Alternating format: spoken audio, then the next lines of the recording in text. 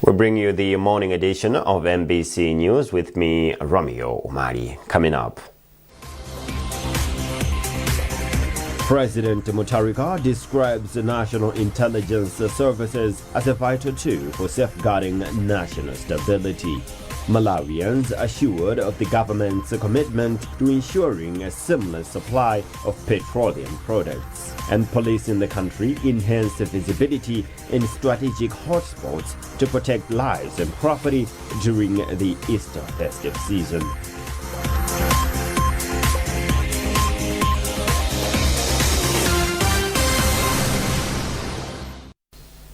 In our first story, President Professor Arthur Peter Mutharika says national intelligence services carry a crucial role in good governance. President Mutharika made the remarks in Lilongwe during the swearing-in ceremony of the Director General of the National Intelligence Service, Major General Blaise Saenda. From Lilongwe, Mwaim Tumodzi reports. President Professor Arthur Peter Mutharika has advised the newly sworn-in Director General of the National Intelligence Service to provide him with accurate and good intelligence information. He said bad intelligence results into bad political decisions. So I'll give you all the support to make sure you effectively execute your role as Director General. I know in the past, intelligence sometimes has been misused or used for political purposes. I want you to refrain from that. I want you to give me correct, accurate intelligence. We have seen countries where bad intelligence has led to serious consequences, even unjust wars, because political leadership was given bad intelligence. I have to depend, to make a decision, a political decision, or any decision, I have to depend on the intelligence that I'm giving. And therefore, if you give me false intelligence, or inaccurate or bad intelligence, I'll make bad decisions. And that are not good for the country. The president says intelligence is key in an era of rising cases of human trafficking, cybercrime, and money laundering. With the discovery of rare minerals in many parts of the country, Malawi has become a target for both investors and exploiters. The president said the country relies on good national intelligence to protect these resources. As you know, that we now have minerals in this country with the help of God. We have discovered that Malawi has some of the best, most rare minerals in the world. So everyone now is coming to Malawi to try to get these minerals. Now people will be coming here disguised as investors. Some of these people are crooks. They're not investors. They're coming here to steal our wealth. And I'll make sure that intelligence should identify those people, the real serious investors and the crooks, to make sure that they don't steal our minerals. So I'll depend on intelligence. President Mutharika appointed Major General Blaise Saenda as Director General of the National Intelligence Service in October 2025.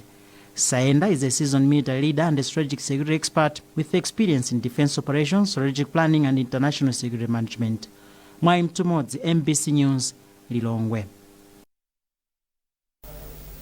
Government has launched the Malawi Enterprise Development Fund, MEDEF, formerly known as the National Economic Empowerment Fund, NIF, with a renewed drive to recover billions of kwacha in unpaid loans and expand access to financing for Malawians. The ceremony, held in Lilongwe, also saw the unveiling of MEDEF's 2026 to 2030 strategic plan. McDonald Juwaila has more details in this report. The rebranding marks a fresh start for the institution, with authorities emphasizing transparency, accountability, and equal access to loans regardless of region or political affiliation. Minister of Finance Joseph Mwanamveka described the launch as a historic step towards empowering Malawians, particularly the youth, women, and rural communities. The priority is for them to collect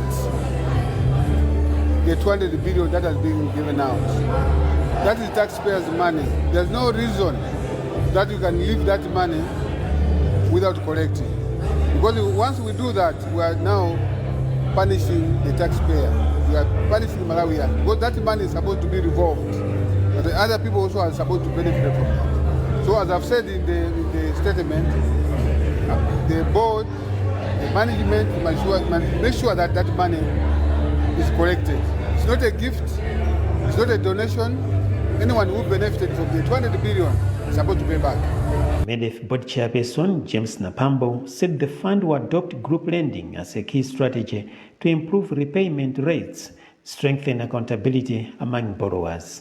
Our principal collateral is when we lend to groups, those groups are our collateral. Because in the groups, the people will encourage each other to go and pay the loans. In the groups, they will remind each other to come and pay off the loans. So if we do that, it means that the groups are going to grow stronger.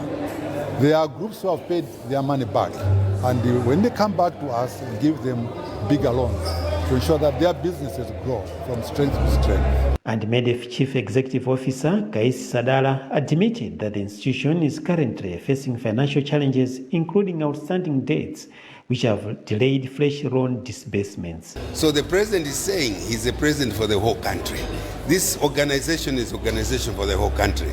This organization is using public resources, taxpayers' money, so it should benefit for everybody. That is why also we want that everybody that borrowed money from NIF must repay.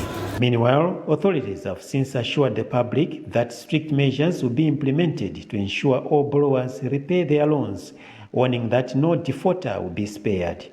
McDonald Chiwayura, MPC News, Lilongwe. Minister of Finance and Economic Planning Joseph Mwanamveka says the government remains committed to ensuring that it increases the number of people that have access to electricity. Mwanamveka made the remarks when he presided over the signing in of a 23 million United States dollars, which is approximately 44 billion kwacha agreement for the rehabilitation of Kapijira and Nkula B hydropower plants. Mwaim Dumozi reports. Minister of Finance, Economic Planning and Decentralization Joseph Mwanamveka says through the grant, the electricity generation company Genco will be able to provide sustainable electricity, which will likely support the 80am strategy of agriculture, tourism, mining and manufacturing. This country cannot develop without power. We are talking about developing the four key sectors of the economy, starting from agriculture, mining, tourism and manufacturing. Those sectors cannot develop without power. So the signing of today's grant, one, it means it will improve access to power. It means a lot of Malawians will be able to access power. Two, it is going to improve value addition and manufacturing. And once we increase manufacturing and production, it also means more employment. And as we create more employment or more economic activity, it also means improvement in our gross domestic product, GDP. On his part, African Development Bank country manager Macmillan Anyanu says the agreement of rehabilitation of Kapijira and Nkula B hydropower plants will protect the current electricity generation capacity by supporting the rehabilitation and maintenance of the plants. Priorities of the administration is what we refer to as the 80mm, which is agriculture, tourism, mining and manufacturing. And all of these sectors clearly require power. Power to be able to function effectively, power to be able to function, operate efficiently and profitably. And so what we're trying to do today is to ensure reliability and sustainability in the currently installed power generation capacity in Malawi. And we hope that we will be able to, working together with the Genco and the Ministry of Finance, will be able to implement this project quickly so that the results will begin to show. Currently, only a quarter of the population in Malawi has access to electricity. The project will protect the current generation capacity of energy, which is at 556 megawatts, through rehabilitation and maintenance of Kapijira and Nkula B, which were partly destroyed by recent cyclones that hit the country. Mwaim Tumozi, MBC, Lilongwe. Deputy Leader of the National Assembly, Shadrack Namalomba, says government does not support rushing the Public Accounts Committee inquiry into the Amaryllis report, stressing that some key individuals are yet to appear before the committee. Namalomba made the remarks in Parliament in response to concerns from members questioning why the government appears to be avoiding the inquiry. He explained that government is pushing for a comprehensive and a credible report, which can only be achieved once all relevant witnesses have testified before the committee. We are aware that the committee passed a resolution that now they are ready to present the report to Parliament. But Malawians must know, those that have been following that inquiry, that there is one key person who has been mentioned, but we are told that that person has not made it to the inquiry. And it is the former secretary to the president and cabinet. And we are told that she is in South Africa in a hospital. But no evidence has been given to indicate that she is indeed sick, that she is indeed in hospital. Now, the government side would want the Public Accounts Committee not to rush that process. There is no reason to rush it. Let them exhaust all the key, interviewing all the key witnesses. Let them get to the bottom of this matter. And once they have ensured that they have exhausted, they have covered the key witnesses, then they can bring that report into the House. So at this meantime, we believe that there is true work to be done. Ministry of Gender, Children, Disability and Social Welfare has called upon stakeholders to integrate the guidelines and toolkit on social protection programs for women and girls with disabilities into their programming. The ministry says this will help ensure rural outreach programs are accessible and inclusive and continue supporting initiatives that prioritize marginalized groups. Minister responsible, Mary Navicha, made the remarks in Lilongwe during a dissemination conference on the Social Protection Guidelines and Toolkit, which the Pan-African Network Disabled Women in Africa, DIWA, has developed for women and girls with disabilities. Olive Perry has got the details. Women and girls with disabilities living in rural and hard-to-reach areas continue facing challenges such as limited mobility, inaccessible infrastructure, and discrimination in accessing social protection services. To address these challenges, the Disabled Women in Africa, DIWA, has developed guidelines and a toolkit to promote social protection for women and girls with disabilities in the country. Minister of Gender, Children, Disability and Social Welfare, Mary Navicha, says the guidelines and toolkit offer evidence-based solutions that can support policymakers, service providers and communities in making social protection systems more inclusive and accessible. Navicha has also emphasized that the ministry will help DIWA to implement the guidelines and toolkit. We are mandated to ensure that all programs are being implemented on the ground.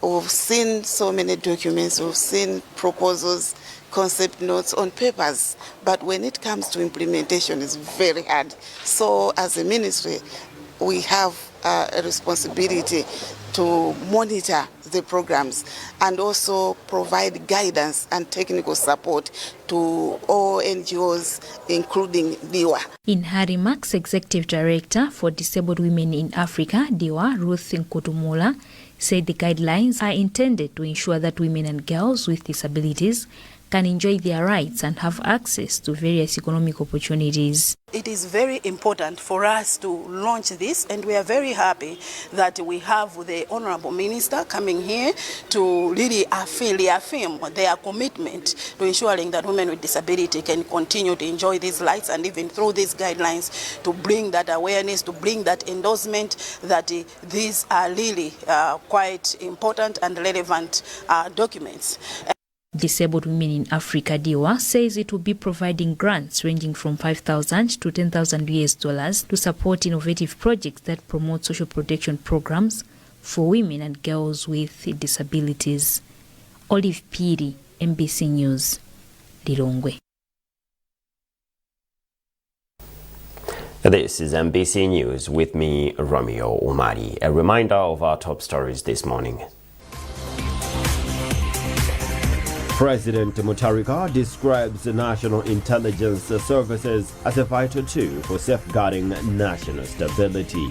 Malawians assured of the government's commitment to ensuring a seamless supply of petroleum products. And police in the country enhance visibility in strategic hotspots to protect lives and property during the Easter festive season.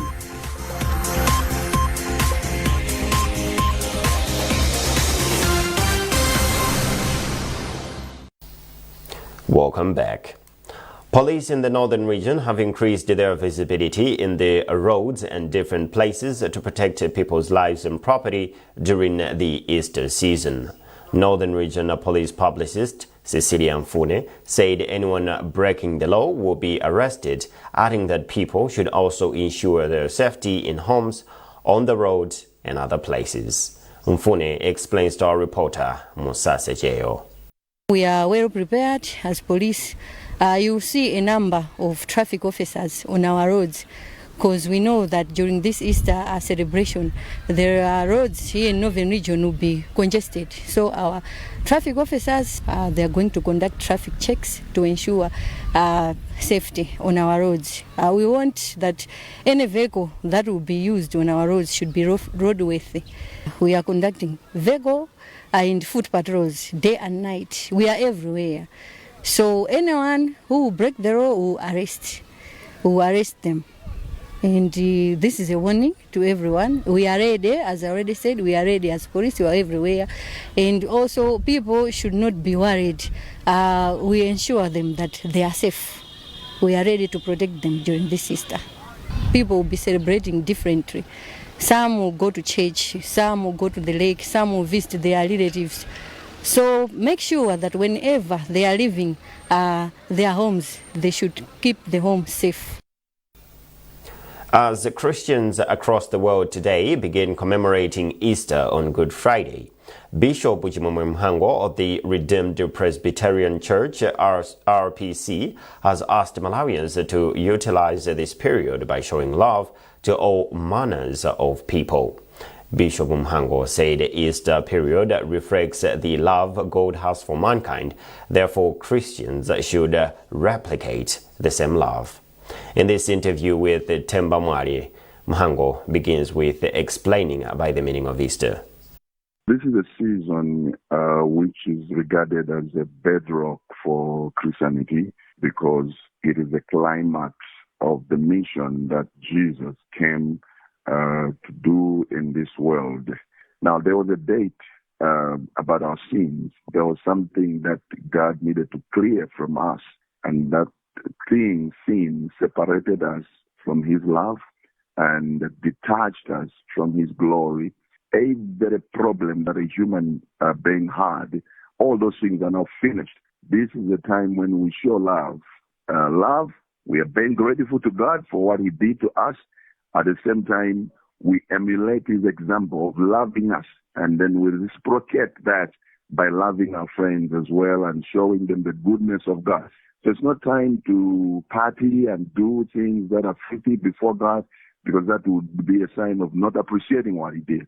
But it is a time where we need to show God that we are grateful, and we're doing that by loving Him and by being obedient to Him, and also by loving our friends and wishing each other well, for we know that He came and He suffered so that we can attain that peace and joy in our lives. Minister of Information and Communications Technology, Shadrack Namalomba, has assured Malawians that government is committed to ensuring a seamless supply of petroleum products despite the recent increase in fuel prices. Namalomba was speaking in Lilongwe during a press briefing which he addressed with the Minister of Energy, Jean Matanga, and the Minister of Transport, Japi Mhango. More in this report by Isaac Jari.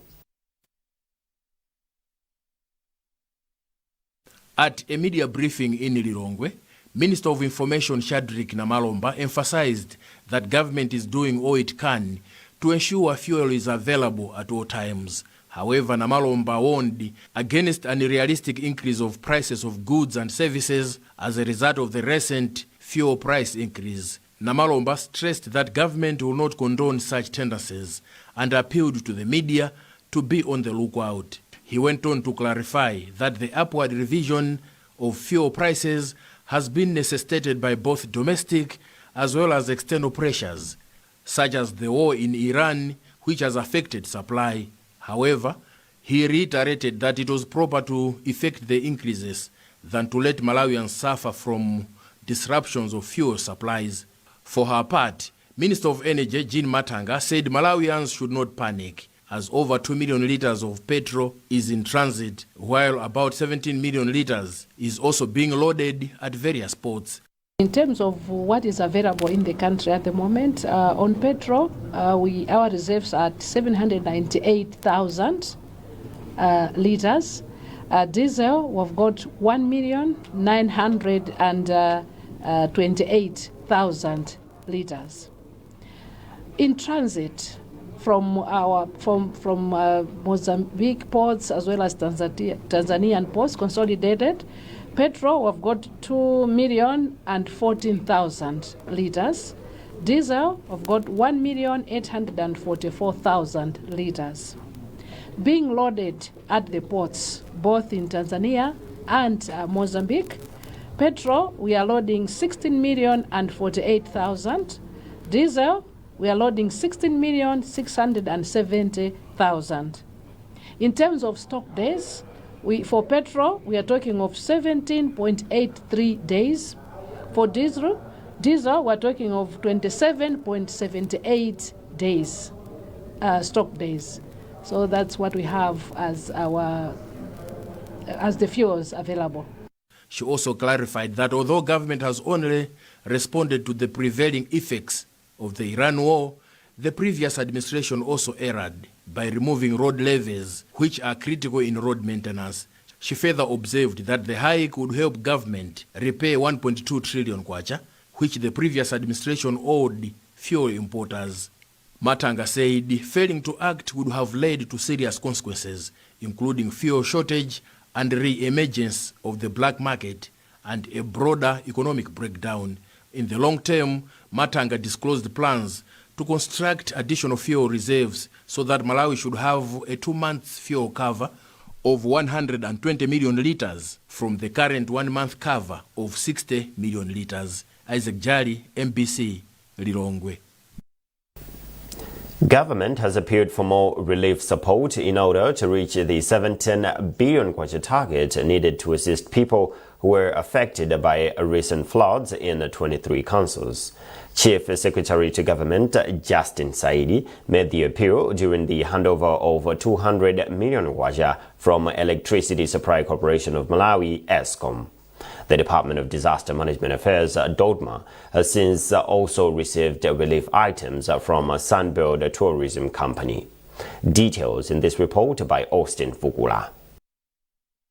Saidi said the donation that ESCOM has supported government is significant as it will help to alleviate sufferings of over 69,000 households affected by recent floods in the past 2 weeks. It has come at the right time when we are experiencing floods, when we have shortage of food for our people, and with their support of 200 million Malawi kwacha, we'll be able to cover all those challenges that people that are affected by the floods are facing, people that may have inadequate food supply. It's an honor to us. And sales. Temwa Kanjaza, who is head of sales, marketing and distribution at the company, says the relief items will support 250 families. Sunbird is a sustainable, enshrined organization, and in doing so, we really look at not only profit issues, but people issues, as well as planet issues. And so looking at the communities that we do business in and at large, when we see that they're in crisis, it is incumbent upon us to rise up and support and rally towards the efforts. Commissioner for Department of Disaster Management Affairs, DODMA, Wilson Molen, held the company for its quest to complement government's efforts in reaching out to flood survivors. We are already on the ground. Some partners have come forward, like you've seen, regardless that the budget has not yet been confirmed, but because people understand that out there people are suffering and they need immediate assistance. That's why we're seeing all this support coming forward.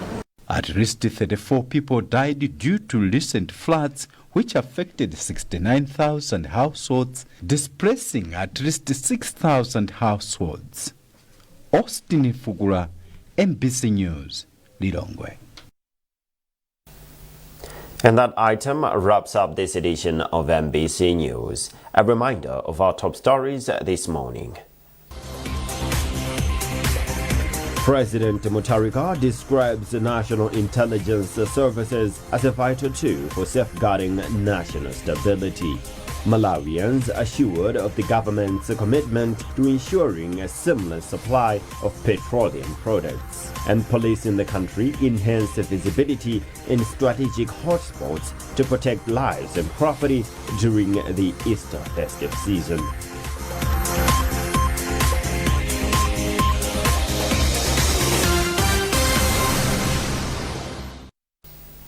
Keep up to date with our news coverage on our digital platforms by simply scanning the QR code at the top right corner of your TV screen. You've been with me, Romeo Omari. Many thanks for watching, and bye for now.